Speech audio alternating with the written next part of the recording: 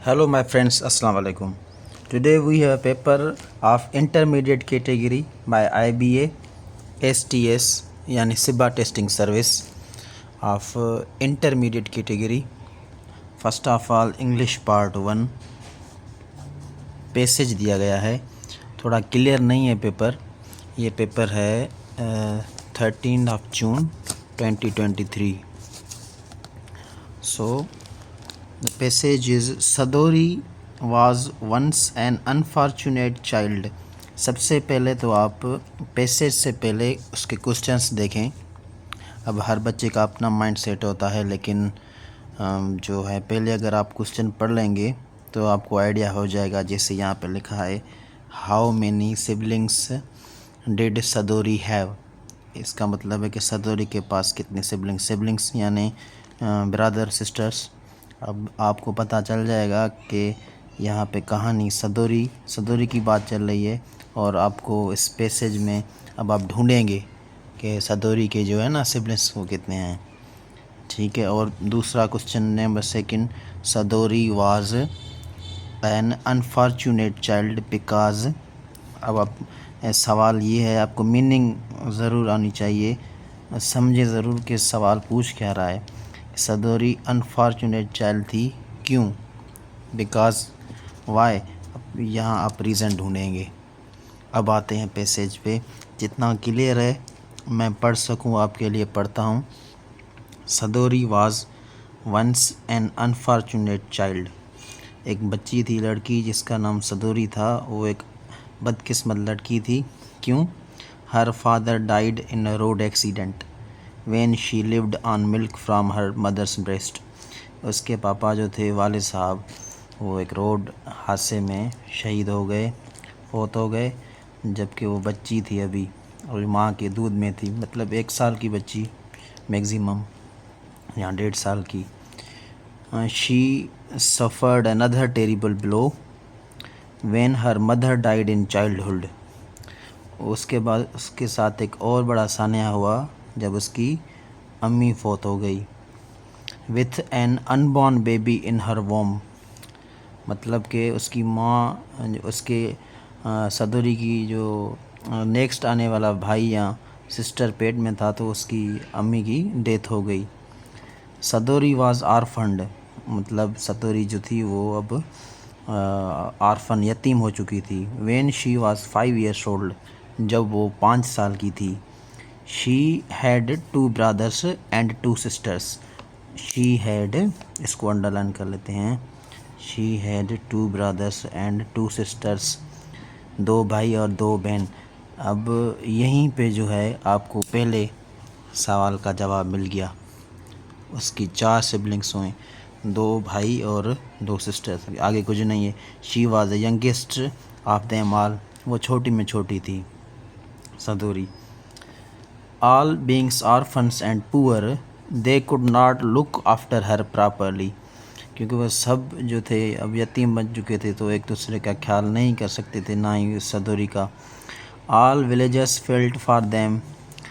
मतलब सारे गांव वाले उनके लिए दुखी थे, फील कर रहे थे कि बच्चे अब अकेले हैं। Sadori grew up in hard times. मुश्किल वक्त में बड़ी हुई। Her elder brother was only bread earner. उसका बड़े में बड़ा जो भाई था वो थोड़ा कुछ पैसे कमाता था, जब तक कि वो खाना खा सकें। He would earn only as much as they all could live on. वो उतना ही कमा सकते थे जितना वो बस तकरीबन खा ही सकें, कुछ वक्त का खाना। They could hardly have a square meal. उनके पास हार्डली, इस बहुत मुश्किल से ही, स्क्वायर मील का मतलब होता है कि सेटिस्फाइंग खाना।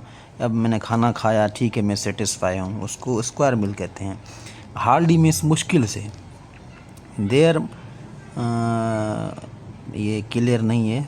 आई think maternal uncle and paternal uncles were also poor. मतलब उनके जो रिश्तेदार थे, अंकल वगैरह, वो भी गरीब थे, वो भी पुअर थे। They were hand to mouth. Hand to mouth उनको कहा जाता है जो जितना कमाएं और बस उतना ही खाएं, उनके अलावा उनके पास और कुछ पैसे वगैरह सेविंग के लिए ना हों। After she grew young Sadori lived in simple life. As ever but entertained great ideas as high hopes. अब यहाँ तक आपने पैसेज पढ़ा, इतना भी नहीं पढ़ा और आपको जो है ये सेकंड क्वेश्चन का जवाब मिल गया। Sadori was an unfortunate child because 4 option हैं, ये नंबर डी ये क्लियर नहीं है। ऑप्शन ए है हर पेरेंट्स वर पुअर, उसके पेरेंट्स गरीब थे। Her parents died when she was small child. Option C she could not see her parents. तो ऑप्शन बी बुक आपको सही लग रहा होगा। देखें, her parents died when she was small child, उसके वालिदैन का इंतकाल हो गया जब वो बच्ची थी।